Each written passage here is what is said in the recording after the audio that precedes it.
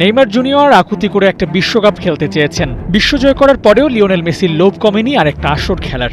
Mbappe, Lamine সবাই চায় greatest show on আর্থে perform করতে, কিন্তু তিউনেশিয়ার বিশ্বকাপের স্কোয়াডের সুযোগ পাওয়া লুই ভ্যান ফারহাতের বাবা বললেন, আমার ছেলেকে তোমরা বাদ দিয়ে দাও, ও খেলবে না। যেখানে বিশ্বকাপ স্কোয়াডে জায়গা পাওয়ার জন্য ফুটবলাররা ফাইট করে যায়, সেখানে ফরহাদ বঞ্চিত হলেন বিশ্বকাপ খেলা থেকে, কারণ বাবার কথা তার রাখতেই হবে। প্রশ্ন করতে পারেন, নিজ ছেলেকে সম্ভাবনার দ্বার থেকে ছিনিয়ে আনার কারণটা কি? নড়ে চড়ে বসুন সবচেয়ে অদ্ভুত যুক্তি শোনার জন্য। মূলত ছেলের বর্তমান form up to the mark মনে হয়নি বাবার কাছে।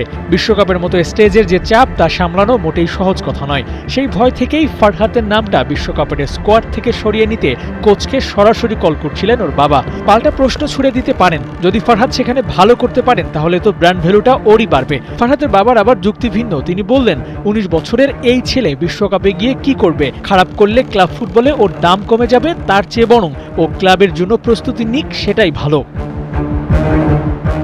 সুযোগ বারবার আসে না, প্রতি ৪ বছর পর আসে বিশ্বকাপ। সেখানে পারফর্ম করতে পারলে বড় বড় ক্লাবগুলোই তখন ডেকে নেয়। ফুটবলাররাও অপেক্ষা করেন একটা সুযোগ পাওয়ার, যেটা পেয়ে গেলে আর পেছন ফিরে তাকাতে হয় না।